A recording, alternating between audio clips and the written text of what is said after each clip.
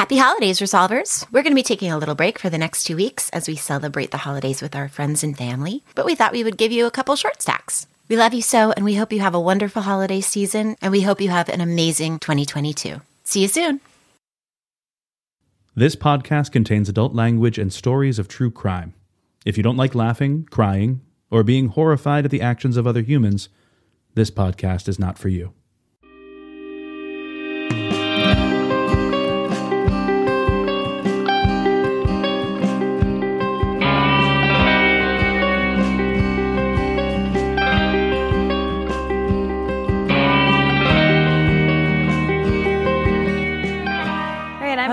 Okay.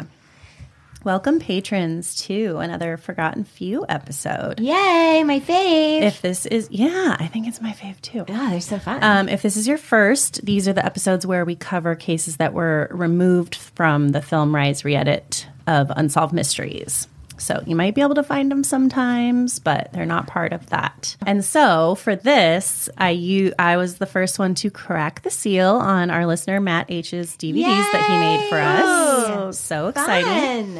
And so Matt, True Dream, made us like this packet basically that has like the listed segments, like where to find them, what disc they're on, what segment number.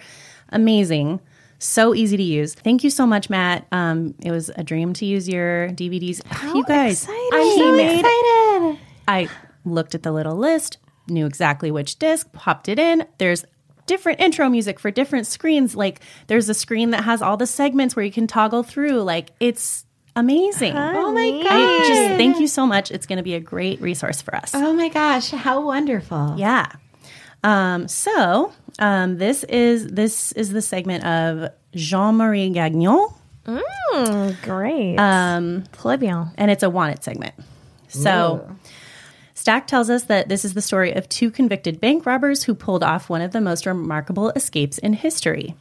The story takes place in 1985. And that's all I'm going to say. June 10th, 1977, robbers wearing ski masks and carrying handguns made off with $140,000 from a bank in Springfield, Mass. During the getaway, a police officer was shot and wounded, and then they show like a quick image of a cop car with 3 bullet holes through the driver's side windshield. A witness wrote down the license plate of one of the getaway cars. It was traced to Louis Bourgeois of Quebec, who is low-key very handsome in that picture. Bank surveillance footage from the days before the robbery showed a man who appeared to be casing the bank. He was identified as Jean-Marie Gagnon, which, when I was reading through the spreadsheet, thought it was Jean-Marie Gagnon.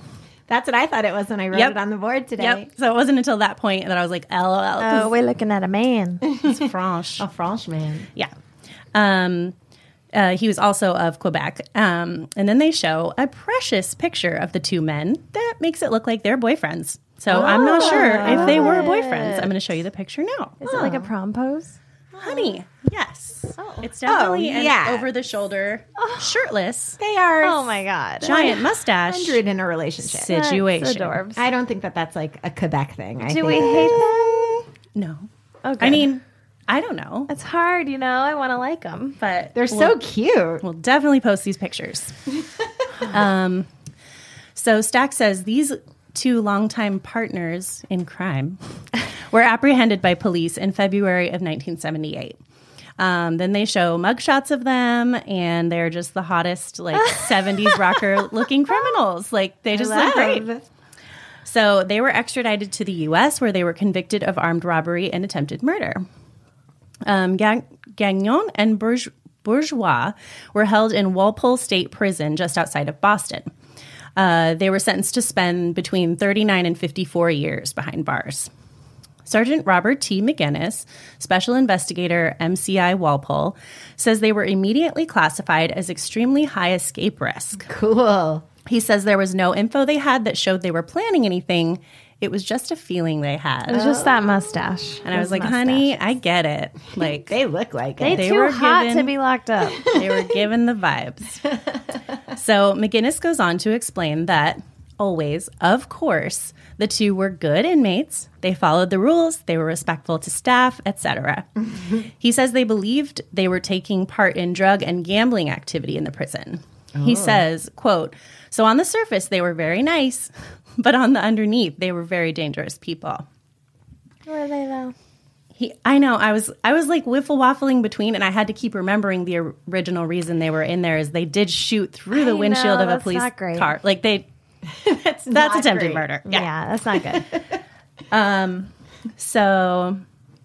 Man, hot people get away with so much. Yeah, already we're like, yeah, they're great. We love them. I know. If it were like a beady-eyed asshole looking person. Like Jewel Kaler. Yeah. I just really like the idea that they were boyfriends. Me too. He explains that they knew they were very dangerous together. He says by speaking to them or getting to know them, you could tell that you could never trust them. They were too dangerous to trust. Whoa.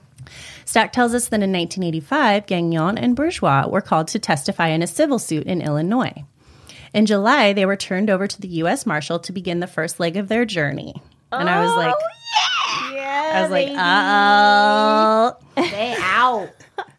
So the men were put in cuffs and ankle chains. Stack says, quote, the ankle chains and the handcuffs were then attached to a belly chain. Oh, yes. And I was like, that's belly such chain. a look. Immediately, I had images of Christina Aguilera, Britney Spears. Of course. That's what, in my mind, is a belly chain. The lowest, driest pants. Honey.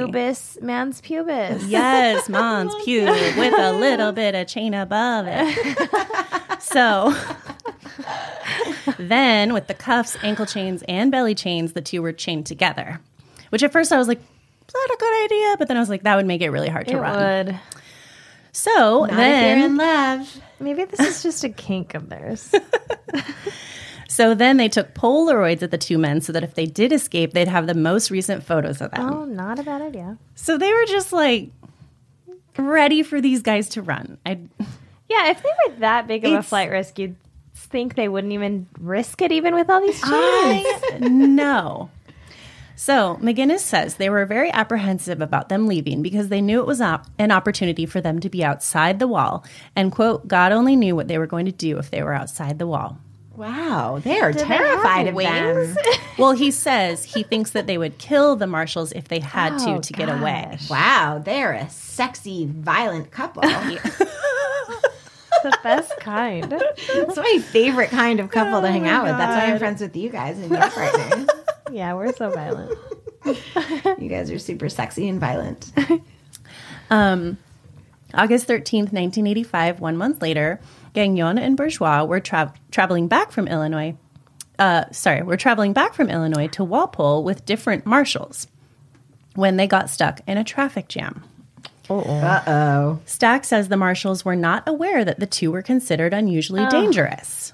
Oh, wow. And I'm like, why? I'm sorry. Why? Did they just forget to tell him? Or? Why was that not part of the conversation? Arthur D. Roderick Jr., inspector of the U.S. Marshals Service, says the vehicle the marshals used were not just for transporting prisoners. They were also used for what they called investigative warrant work out of the same vehicles. He said, so basically they were multi-use. Like the one they traveled there in was for moving people like this. And this one so they just like put them in a minivan. No, it was a mobile office. I'll explain it. He said that at the time, a lot of the vehicles didn't have cages.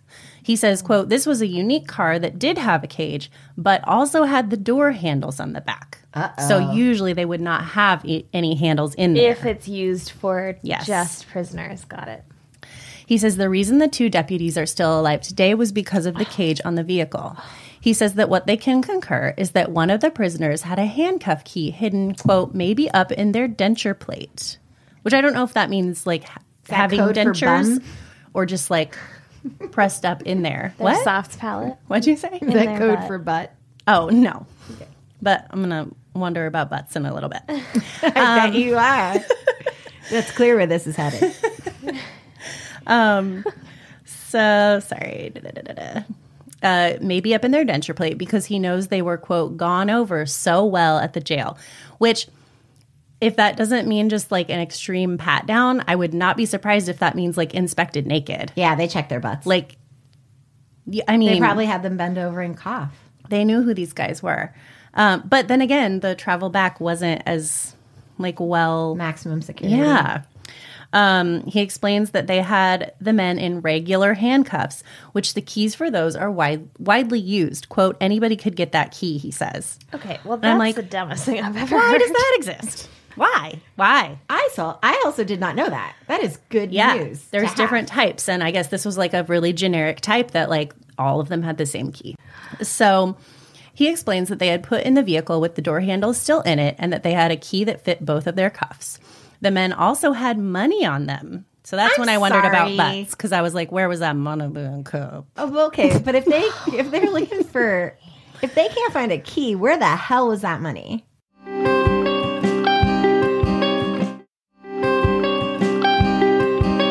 So he says that the opportunity just presented itself when they hit the traffic in downtown.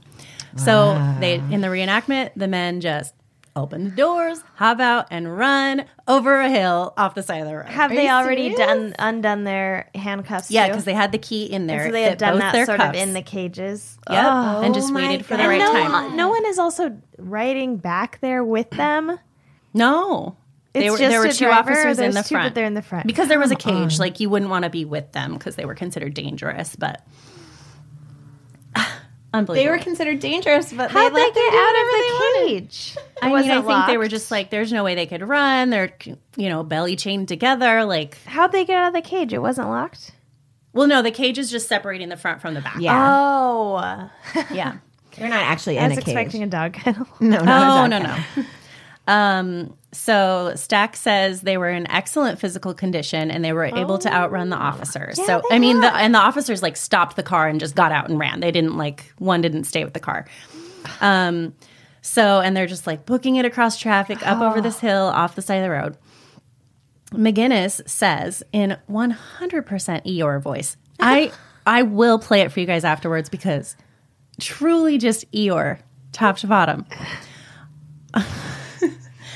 I wasn't surprised at all when they got the phone call that they had escaped. Not surprised in the least. As a matter of fact, it was like, I'm surprised it took them so long.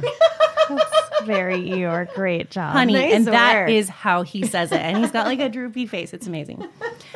So Stack says, within minutes of making a break for it, Bourgeois and Gagnon had disappeared into downtown Hartford and the police began a sweep of the area.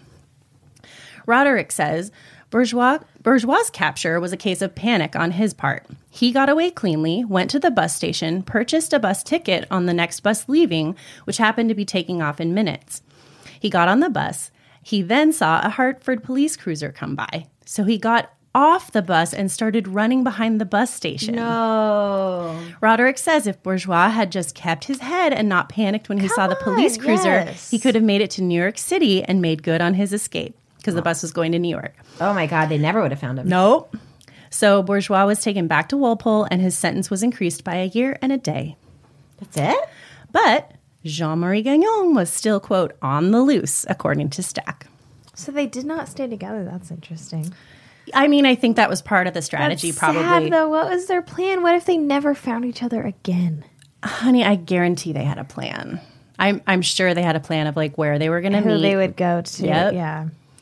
Roderick was able to trace Gagnon's movements in the 4 hours after he escaped the police car. So, side note, like they didn't mention this in the UM segment, but there was even like a helicopter. Like it was a very serious search for them. An attendant in a parking garage had found one of the belly chains in the landing of a stairwell. The officers from the car identified it as their chain, so they knew that Gagnon had been there. Oh, isn't someone else's belly chain? They were like, this is for sure our belly chain. It's got little butterfly gems on it. Brittany.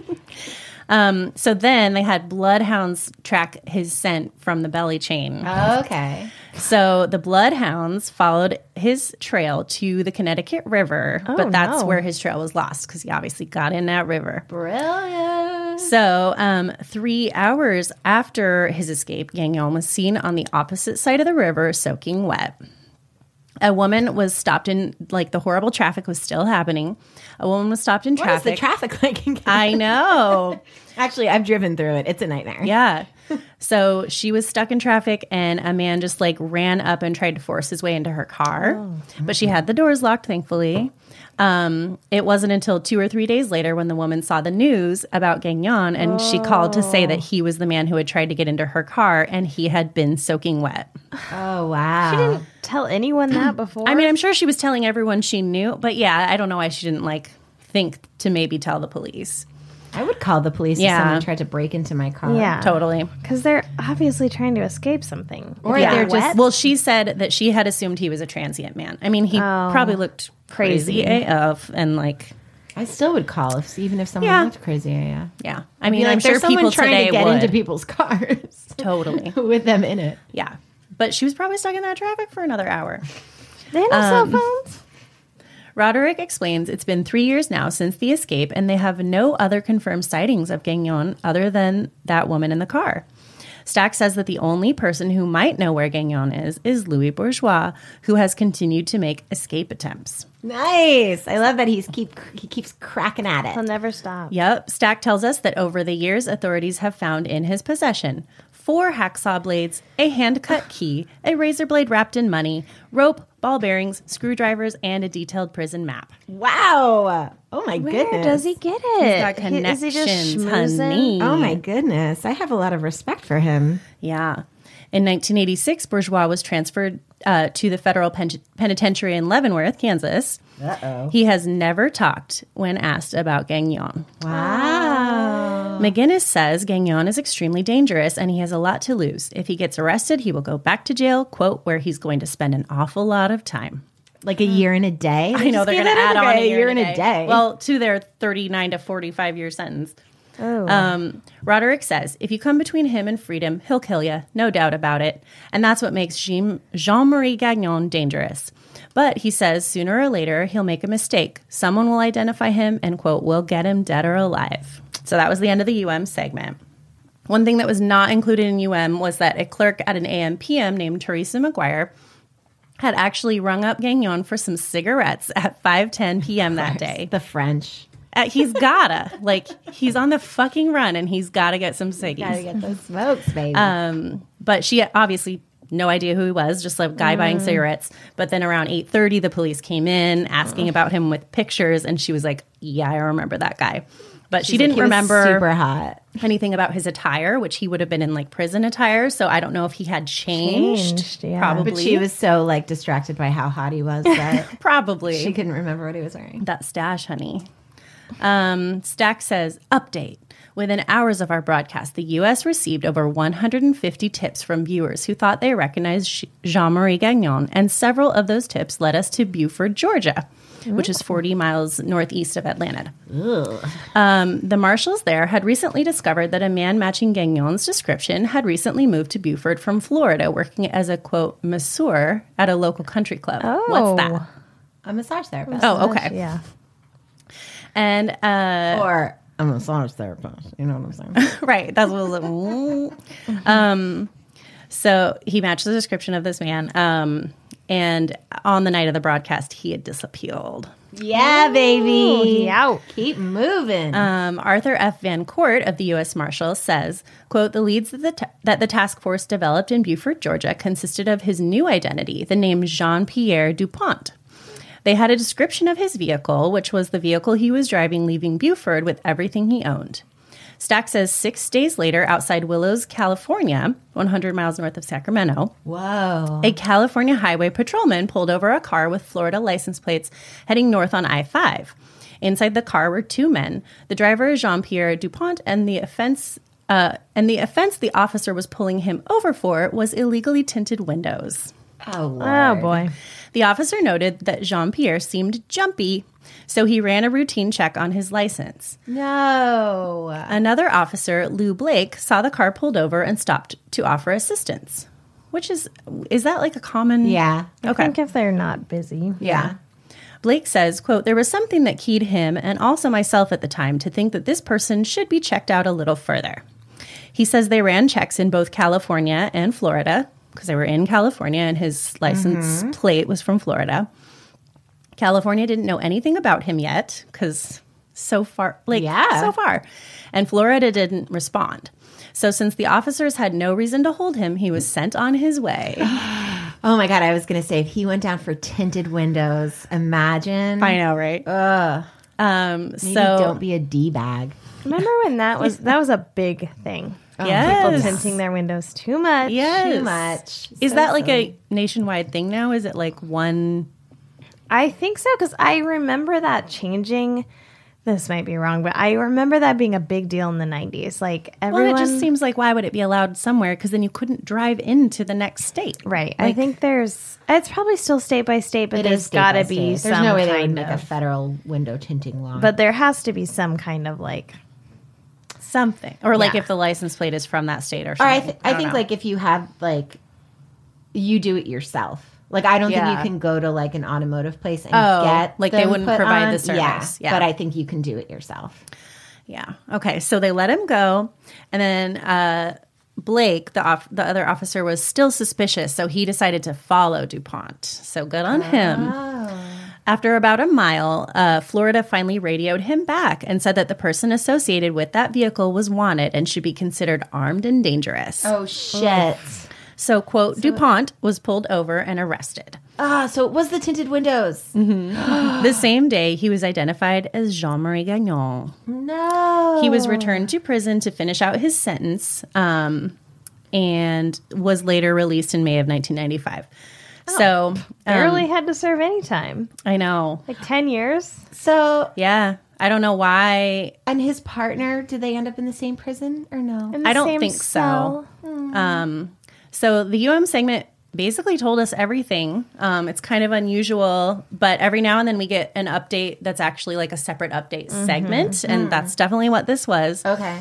So I just have a few more details from the very few articles that are out there. It's like there's like 20 newspapers, but they all have the exact same article in them. Sure.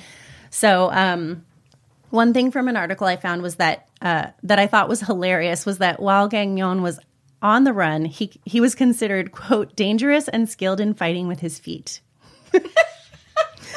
And so that just made me LOL, so I included it. But then way later, I found another article that listed him as a kickboxing and judo enthusiast. That Okay. is a better Yes. explanation. I was like, okay. Watch out for those toes. Watch out for those feet fighters. He's a kicker.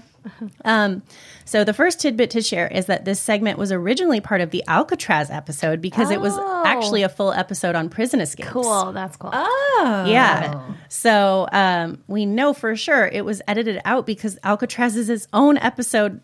That segment was long. That was, Imagine it being longer. I don't understand was how. it a two-party? It the first must time have around? been or something. Like, how could they have fit all that in there? Gagnon had been on the 15 Most Wanted list since September 1985, but his arrest was ultimately triggered by an all-points bulletin that was reactivated after a citizen saw the Unsolved Mysteries episode, reported that Gagnon was living in Beaufort, Georgia. Bill Dempsey of the Marshals Service said he had just arrived there, been there no more than 2 months, renting a room. In a non-metropolitan area like Beaufort, Georgia, a stranger is spotted easily enough. Especially that was the scenario. A French stranger. French Were they, Canadian. or a French Canadian, but like, if he had an accent at all, He did, I think. he would have Yeah. stuck out like a sore thumb. But Gagnon, quote, apparently was aware that he was on the program as one of the featured personalities, and before we could get him, he had taken off, Dempsey said. Wow. So that's interesting because it wasn't a rerun. It was the first airing. Well, maybe he watched it. Like, that's what I would have done. I think so, but also I think he maybe was like scouring those TV guides or something because Because he was already on the road the night it aired. pretty quickly. But you're right. Maybe he could have just Saw been it like at 8 waiting p.m. and was like, been like, oh, I shit. know they're going to say something about me on something. Yeah. Gagnon's arrest was the first arrest of someone on the Marshals 15 Most Wanted list that was a result of Unsolved Mysteries. Cool. 5 to 6 others had been caught as a result of being on America's Most Wanted. Okay. So it was the first one for UM. While there's been some criticism that such shows are sensational, Dempsey said, I think this is proving the value to law enforcement that they have. You have a mighty potential posse like the Marshals in Frontier days. Yeah. Oh, vigilante justice. Yep. So I found an article with more details about how Gagnon was reported. Turns out it was his landlady. Oh. You know we love a good landlady. Love a nosy landlady. And unfortunately, she's unnamed in the article, which said that the U.S. Marshals retracted her name. They didn't want her name to be in there. She had watched realized that Gagnon was DuPont, and then literally looked out the window and saw him driving away in his 1987 Pontiac Grand Prix. Yes, he was. Headed west. So she just called the police and were like, here's his license plate. Oh, What? queen. Yeah. Oh my A queen. God. And then I found one other random thing. I stumbled upon a mention of Gagnon and Bourgeois in a book written by the director of the Boston Marathon, David McGillivray. I couldn't read the whole thing, but way later I found Robin Warder from The Trail Went Cold had mentioned it on a Sitcoms Online message board. What? So this is his summary of it. Robin said in 2013, from what I read, McGillivray had organized a running club at Walpole Prison where Gagnon and Bourgeois were serving time. And it is believed that his marathon training indirectly gave the two criminals the stamina they needed to outrun the authorities during their escape. No. Anyway, according to his book, after Gagnon was recaptured, he got married to a woman he had been living with while on the run. She fought for his release, and they eventually decided to deport him back to Canada, where he apparently teaches English now.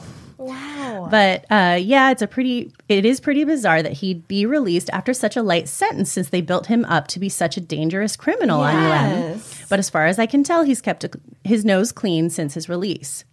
So that's really interesting. So then I was like, I'm going to find him, but Truthfinder only does America. Oh. So I couldn't. Did you try Facebook? No, he'd be pretty old. I don't know. You don't think he'd be on Facebook? I don't know. But yeah. So, and then it occurred to me afterward that I should have reached out to Robin and been like, what more do you know? Because he found that he was an English teacher. Yeah. And Robin's in Canada, so. Robin has a truth finder in Canada. Yeah. Yeah. Yeah. I should have reached out to him. So maybe I'll do that as a follow-up at some point. And then lastly, as I mentioned, I totally wondered about Bourgeois and Gagnon being boyfriends.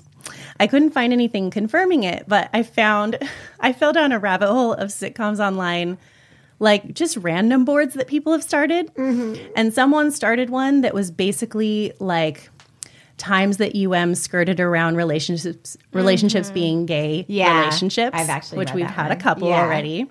And so, of course, someone had totally been like, Jean-Marie Gagnon and Louis Bourgeois, like, they have to be boyfriends. And I was like, oh, my God, they have to be.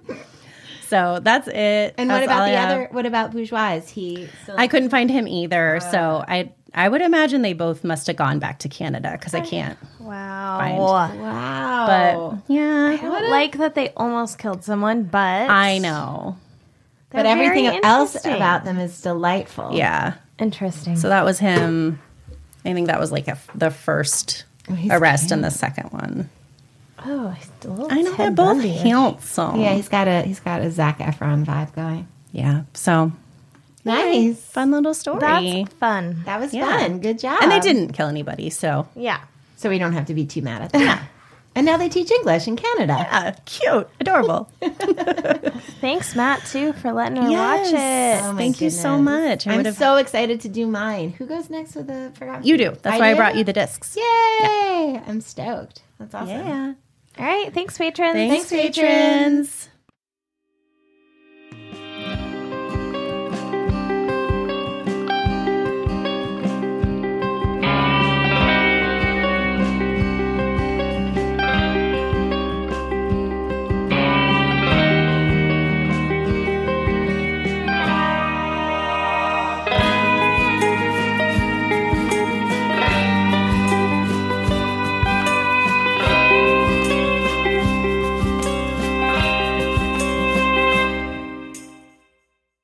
Clink, clink, clink.